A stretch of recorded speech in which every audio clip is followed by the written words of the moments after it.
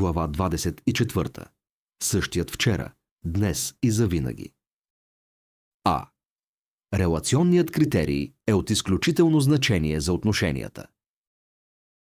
Когато четем първата глава на Матей и третата глава на Лука, откриваме един много важен метод за идентифицирането на Христос. Използването на генеалогия за идентифицирането на някого е един ясен основан на отношенията критерий. Използването на генеалогия, родословна линия, било изключително важно в Израел, за да се докажат правата за наследство и собственост над земите. Едно генеалогията била ключовата референтна точка за всеки живеещ в Израел. В повечето случаи, когато е представена нова личност в писанието, тя е представена чрез някаква релационна препратка. Забележете. Исаия 1.1. Видението на Исаия, Амосовия син. Еремия 1.1. Думите на Еремия, Хилкиевия син. Езекиил 1.3. Словото на Господ дойде изрично при свещеника Езекиил, синът на Бузи. Интересно е да се забележи, че в най-ранните генеалогии на Битие, първият, който прави промяна в своята референтна точка, е Нимрод. Битие 10. От 8 до 10. Ихус роди Нимрод. Той пръв стана силен на земята. Той беше голям ловец пред Господа. Затова се казва: като Нимрод, голям ловец пред Господа. И началото на царството му беше Вавилон и Ерех, и Акад, и Халне, земята Сенар. Забележително е, че Битие 10.9 казва: за това се казва като Нимрод, голям ловец. Не се казва Нимрод, сина на Хус, въпреки че първоначално той е бил познат по този начин. Основният критерий при Нимрод бил делата, които извършил, а не отношението на зависимост, от което той произлязал. Това е сърцето на вавилонското объркване. Нимрод решил да бъде познат с това, което правил, вместо с това, на кого принадлежал. В светлината на това, което наблюдавахме в първите 7 глави на тази книга, това е абсолютно последователно с разграничението между царството, основано на отношение, и това, което се основава на изпълнение. В основаващото се на отношение царство, вие сте идентифицирани чрез това, на кого принадлежите. В основаващото се на изпълнение царство, вие се идентифицирате чрез това, което правите. Намирам за доста важно това, че при християните е станало практика. Онези, които представят царството на отношенията, обикновено да се представят чрез това, което са направили и постигнали, вместо просто да кажат на кого принадлежат. И сега бих желал да ви представя доктор Крисчън. Доктор Крисчън има докторска степен по новозаветни езици. Служил е като пастор 25 години в 15 страни и е автор на 35 книги на изключително важни християнски теми. Колко пъти чуваме такъв тип представяния като причина защо трябва да слушаме даден говорител? Какво е това, което подтиква хората да представят други по този начин? Дали е една малка глътка от виното на Вавилон не повлиява умовете на християните? Защо не може един човек да бъде представен просто така? Това е пастор Крисчън, един Божи син, който е бил пленен от любовта на Христос. Това не е ли една достатъчна идентификация, за да слушаме даден говорител?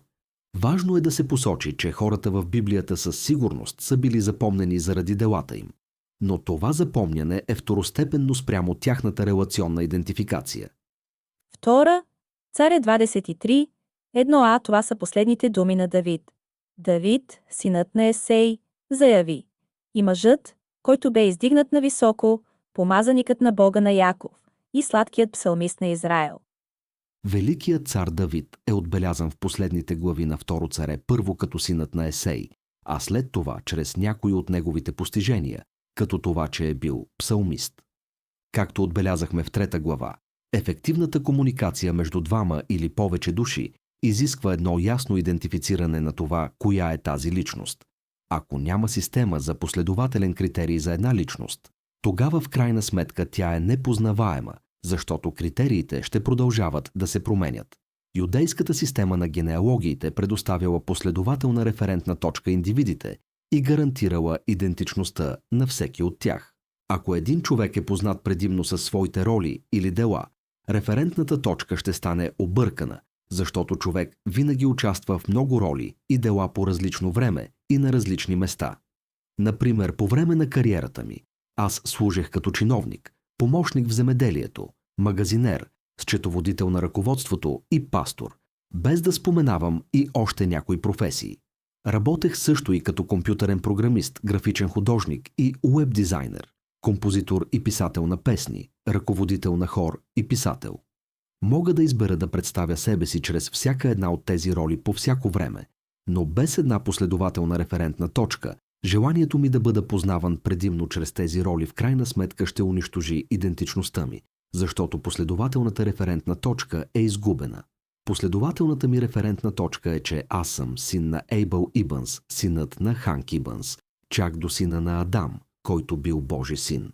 Това е единственото нещо за мен, което не се променя. Семейните отношения не се променят, но ролите и позициите в кариерата постоянно се променят. Когато Нимрод избрал да бъде известен с делата си като първостепенен критерий за принадлежност, той изгубил единственото нещо, което съхранявало неговата идентичност. Втората причина, поради която критерият, основан на отношенията, е толкова важен, е, че той не просто предоставя идентичност, а също и канал, чрез който може да се получи благословение. Делата, които извършваме, не означават нищо без благословението и одобрението на онези, на които гледаме с респект. Това е сърцевината на думите на Отец към Исус. Този е моят син. Идентичност. В когото благоволя наклонена черта обичам. Благословение. Това са двете съставки, които се изискват за една последователна идентичност с усещането за цел и смисъл. Нищо друго не може да осигури това. П. Триединството обърква наклонена черта, унищожава основания на отношенията критерии. Обръщайки се към темата за божеството, тези проблеми стават изключително важни. Когато в своята книга Ванс Феръл защитава божеството, той представя следната значима идея относно членовете на божеството. Ето е основната причина за това привидно объркване в умовете на хората. Хората объркват естеството на божеството с тяхното дело. Научавайки за индивидуалната мисия на всеки член в спасяването на човечеството, ние сме изкушени да си представяме, че техните индивидуални дейности и делото им за човечеството обясняват естеството и вътрешните атрибути на всеки от тях. Тук откриваме една от най-критичните точки в целия дебат за божеството. От тринитарна гледна точка понятията Отец, Син и Свети Дух обозначават делото на членовете на божеството. Това не е тяхната истинска идентичност. Това са роли, възприяти от Отец, Син и Дух за делото на спасението. Правейки тези твърдения, тринитарната позиция унищожава последователния критерий за познаването на Отец и Сина. Превръщайки тези базирани на отношенията понятия в описания на професии, ние сме поставени в същата позиция като гърците хълма на Марс, Ареопага. Богът, на който казваме, че се покланяме, става един непознат Бог. И той наистина е непознаваем, защото няма последователна критерийна рамка. Затова Елън Уайт поставя ударение, когато казва: Бог е бащата на Христос. Христос е синът на Бога. На Христос се даде възвишена позиция. Той бе направен равен на Отец. Всички съвети на Бога са открити за Неговия син. Свидетелства към църквата, том 8, 1909 година. Страница 268, глава 43, параграф 3. Основаната на отношенията препратка в този цитат е жизнено важна за нас, за да сме способни да откликнем на Йоан 17.3. А това е вечен живот, да могат да познаят теб, единият истинен Бог, Исус Христос, когото си изпратил. За да познаваме Бога, ние трябва да имаме последователна рамка за критерии. Доктрината за триединството премахва тази рамка и действително превръща Бога в непознаваем. Елън Уайт апелира за последователната рамка за критерии, когато казва: Този, който отрича персоналността на Бога и Неговия син, Исус Христос, отрича Бог и Христос. Ако това, което сте чули от начало, остане във вас, вие също ще продължите в Сина и в Отец. Ако продължите да вярвате и да сте послушни на истините, които възприехте първоначално относно персоналността на Отец и Сина, ще се съедините с Него в любов. Review and Herald, 8 март 1906 година. Обърнете специално внимание, че Елън Уайт апелира към адвентистите през 1906 година да се придържат към един възглед за Отец и Сина, който те са възприели първоначално. Това изявление пресича ясно предположението, че Елън е помогнала за промяна на деноминационната позиция. Тя апелира за една последователна позиция, която са поддържали от началото. Ако е имало преход, който тя е подкрепяла, след издаването на копнежът на вековете, тя щеше да каже: нека държим здраво увеличената светлина, която получихме в последните години относно Отец и Сина. Но тя казва да държим здраво това, което са вярвали от средата на 50-те години на 19 век. Ние не трябва да приемаме думите на онези, които идват с послание, което противоречи на специалните точки на нашата вяра. Те събират маса текстове от писанието и правят това като доказателство за твърденията си. Това се правеше отново и отново през последните 50 години. И докато писанията са Божия дума и трябва да се спазват, прилагането им, ако има такова, което измества и един стълб от основата, която има Бог, поддържаше тези 50 години, е голяма заблуда. Този, който прави такива приложения, не знае прекрасната демонстрация на Светия Дух, който даде сила и мощ на вестите в миналото, които дойдоха до Божия народ. Съвети, дописатели и редактори. Страница 32, 1905 година. Вечното Евангелие изисква непроменима критерийна рамка за Бога, закона и Евангелието. Въпросът за последователните критерии минава през цялото писание и той е от съществено значение за нашето разбиране на Евангелието. Ето защо Павел казва, че има един Господ, една вяра и едно кръщение. Ефесяни 4:5. Затова Павел казва, че няма друго Евангелие, освен онова, което е било проповядвано. Галатяни 1:8-9. Затова Павел казва, че същото Евангелие, което било проповядвано на Израел, било проповядвано и на християните по неговото време. Евреи 4:2. Последователните критерии по отношение на: първи, личността на Бога; втори, закона на Бога; трети, Евангелието, са жизнено важни за нас, за да може да се подчиняваме на Библията и нейният разкрит спасителен план, вместо да Библията и спасителният план да бъдат подчинени на нас. Адвентната защита на съботата зависи изцяло от един последователен критерий по отношение на закона. Ако законът е променяем, тогава и съботата е променяема. Адвентната защита на светилището и изследователния съд са на базата на една последователност по отношение на Евангелието. Ето защо ние наричаме това вечното Евангелие. Евангелието не се е променило. Неговият израз се е променил от предобраз към образ, но самият план никога не се е променял. Последователността на закона и последователността на Евангелието зависят от последователността на Божията личност. Ако критериите ни за Бога са променяеми, тогава така ще бъде и с закона, съботата и светилището. Доктрината за триединството превръща критериите за Бога в променливи, особено референтните точки за Христос. Втората личност на Божеството се превръща в Синът на Бога, което означава, че неговата референтна точка се променя. Мнозина твърдят, че при неговото въплъщение Христос отново е променил своето отношение, а когато се е върнал обратно в небето, го е променил пак. Променяйки референтите точки на Христовото отношение с Отец, ние изгубваме последователния критерий. Тази изменчивост дефинира Христос като подчинен на нас, вместо ние да бъдем подчинени на Него. Нека обясня. Да вземем примера с Божия закон. Протестантските църкви разделят закона на 3 сегмента. Законът преди Мойсей, законът от Мойсей до кръста и новозаветния закон на любовта. Сегментирайки закона, последователната референтна точка се изгубва и законът бива подчинен на човешката интерпретация, когато става въпрос да се определи кои стихове за кой сегмент се прилагат. Дали само папството променя времена и закони? Знаейки, че законът на Бога е копие на Божия характер, тогава същият процес, чрез който е сегментиран Божият закон, ще позволи и сегментирането на личността на самия Бог. Както казах по-рано, тази сегментация проистича директно от решимостта на човека да бъде познаван чрез делата и ролите си, вместо чрез неговата релационна рамка на принадлежност. Използвайки понятията Отец и Син като роли и като делото на Бога, вместо тези титли да бъдат възприемани като това, което е самият Бог, той всъщност става подчинен на човека. Всяко позоваване към него е изолирано в различни сегменти и може да се използва за отричането на онези изявления, които всъщност са за неговата личност, така сякаш се отнасят само за неговото дело. Класическият случай на тази сегментация е въплъщението. Разгледайте следния стих. Йоан 5:26. Защото, както Отец има живот в себе си, също така е дал и на Сина да има живот в себе си. Този стих използва референтите точки на Отец и Сина.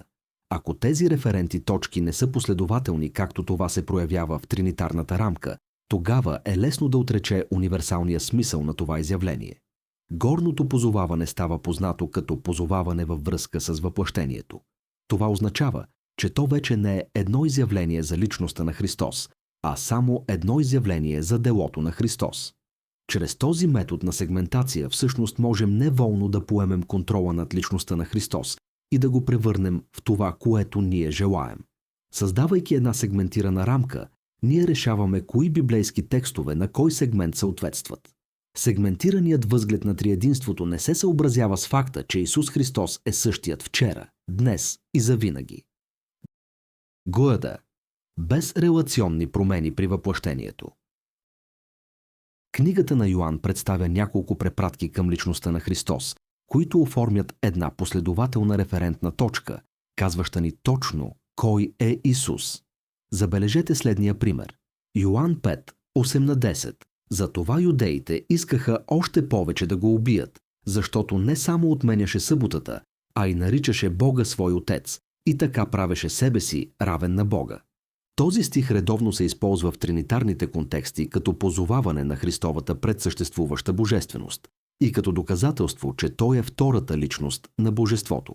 3. Но какво да кажем за следващия стих? Йоан 5:19. Затова Исус им каза: Истина, истина ви казвам, Синът не може да върши от само себе си нищо, освен това, което вижда да върши Отец. Защото това, което Той върши, същото върши и Синът. Този стих редовно е представян като една препратка към въплъщението. Но кое е това, което прави Йоан 5:18 препратка към истинското предсъществуване на Христос, а следващия стих – препратка към делото след въплъщението му? Кой решава това? Без един последователен критерий. Всеки за себе си решава кой стих за кой сегмент се отнася. Нека разгледаме друг пример в Йоан 5 глава. Йоан 5:28-29. Не се чудите на това, защото иде часът, когато всички, които са в гробовете, ще чуят гласа му и ще излязат.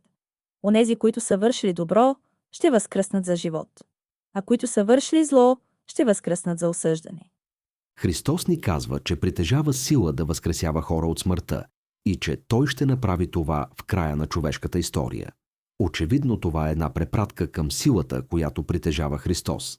Силата да дава живот. Но непосредственият стих след това казва следното. Йоан 5:30. Аз не мога да върша нищо от себе си. Както чувам, така и съдя. И съдът ми е справедлив, защото не търся моята воля, а волята на Отца, който ме е пратил. Дали Йоан 5:30 е просто една препратка към въплъщението?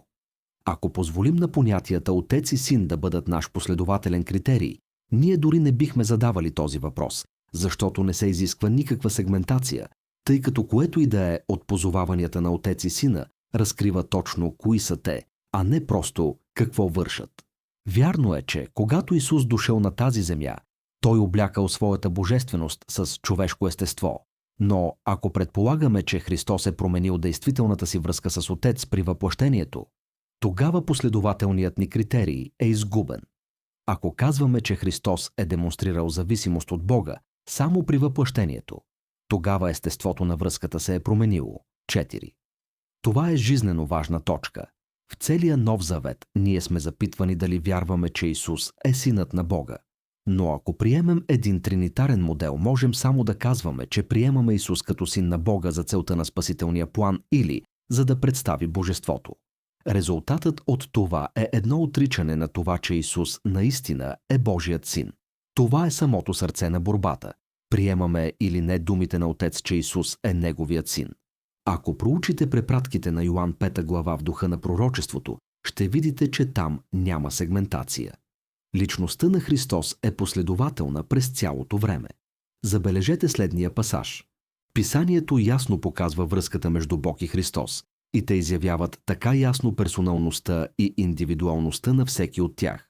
Бог, който много пъти и по много начини е говорил в миналото на бащите ни чрез пророците, в края на тези дни говори на нас чрез Сина, когото постави наследник на всичко, чрез когото също направи световете, който, бидейки сияние на Неговата слава и отпечатък на Неговото същество и държейки всичко чрез словото на своята мощ, след като извърши чрез себе си очистване на греховете, седна отдясно на величието във висините и стана толкова по-горен от ангелите, колкото името, което е наследил, е по-горно от тяхното. Защото на кого от ангелите Бог е казал някога: «Ти си мой син, аз днес те родих». И пак: «Аз ще му бъда отец и той ще ми бъде син». Евреи 1, от 1 до 5. Бог е бащата на Христос. Христос е синът на Бога. На Христос се даде възвишена позиция. Той бе направен равен на Отец. Всички съвети на Бога са открити за Неговия син. Исус казал на юдеите: Моят отец работи досега и аз работя. Синът не може да върши от само себе си нищо, освен това, което вижда да върши отец, защото това, което той върши, същото върши и синът. Йоан 5, от 17 до 20. Тук отново е изявена персоналността на Отец и на Сина, показвайки единството, което съществува между тях. Това единство е изразено също в 17 глава на Йоан, в молитвата на Христос за Неговите ученици. И не само за тях се моля, а и за онези, които биха повярвали в мен чрез тяхното слово, да бъдат всички едно, както ти, Отче, си в мен и аз в теб, така и те да бъдат в нас, едно, за да повярва светът, че ти си ме пратил. И славата, която ти ми даде, аз дадох на тях, за да бъдат едно, както и ние сме едно. Аз в тях и ти в мен, за да бъдат съвършени в едно, за да познае светът, че ти си ме пратил и си ги възлюбил, както си възлюбил мен. Йоан 17, от 20 до 23. Удивително изявление. Единството, което съществува между Христос и Неговите ученици, не унищожава персоналността на която и да е от двете страни. Те са едно в цел, в ум, в характер, но не и в личност. Ето така, Бог и Христос са едно. Свидетелства към църквата, том 8, страница 269, глави 43, подзаглавие. Свидетелството на Писанието, параграф от 1 до 8. Обърнете специално внимание как Елън Уайт въвежда този пасаж с едно ясно изказване, че връзката между Отец и Сина е разкрита недвусмислено в отношението им един с друг и в тяхната персоналност. След това тя се позовава на Евреи 1 от 1 до 4, а после се придвижва директно към Йоан 5 от 17 до 20, където Христос казва, че не може да направи нищо от себе си, и тогава тя отново повтаря, че това е отношението на Отец и Сина. Няма сегментиране на стиховете. От начало до край всичко е последователно. Изследвайте за себе си и ще видите, че всички препратки към Христос, използвани от Елън Уайт, са последователни. Няма изключения и сегментация. Всички препратки в Библията, които говорят за отношението на Отец и Сина, разкриват, че Божият Син Христос е точно такъв. Идеята за препращането към въплъщението в противовесна. Препращането към предсъществуването сегментира личността на Христос и го прави подчинен на нашата воля и предпазливост във връзка с това, кои стихове разкриват втората личност и кои само част от неговото дело. Забележете какво казва Елън Уайт за целия дискурс в Йоан 5 глава, а не само за част от него. Исус знаеше, че юдеите бяха решили да отнемат живота му. Но в този дискурс, Йоан 5 глава, той напълно им обясни своята синовност, връзката, която имаше с Отец и равенството му с него. Духът на пророчеството, том 2, страница 172. Исус Христос наистина е същият вчера, днес и завинаги, но само чрез основаната на отношения препратка към Неговия баща. Ако Исус не е действително синът на Отец, тогава няма ясно разпознаваема и последователна референтна точка, за да познаваме Христос. Христос става просто един хамелеон, който еволюира и се променя в различни форми и роли за всякакви цели, също както актьорите в Холивуд. Ако някога ви трябва определение за объркана идентичност, само погледнете към живота на онези, които живеят в телевизионния екран. Единственият начин да можем да познаваме Христос и Неговият баща по един последователен начин е като вярваме, че Исус наистина е единородният син. Това е единственият състоятелен критерий, с който разполагаме, за да го познаваме и идентифицираме. Бъдем ли веднъж уверени в състоятелността на критерия за Бог и Неговия син, можем да добием сигурност в състоятелността на референтната рамка за Неговия закон и Неговото Евангелие. Всички те или устояват, или пропадат заедно. Нека не променяме времена, закони или личности, а да се покоряваме на единия Господ, единия закон и едното Евангелие, за да бъдем спасени. Бележки под линия. 1. Виж числа 30 и 6 глава. 2. Ванс Феръл. Защитаване на божеството. Harvest Time Books. 2005 година. Страница 7. 3. Уидън, Мун и Рив. Триединството. Review and Herald. 2002 година. Страница 55. 4. Делото на изкуплението е наречено тайна и действително е тайната, чрез която до всички, които вярват, е донесена вечна правда. Като последица от греха, расата била във вражда с Бога. На безкрайна цена, чрез един болезнен процес и по един тайнствен за ангелите начин Христос възприел човешко естество. Скривайки своята божественост, оставяйки на страна славата си, той се родил като бебе във Витлеем. Елън Г. Уайт, ръкопис 29, 1899 година. В този пасаж няма индикация за промяна на идентичността или връзката с Отец.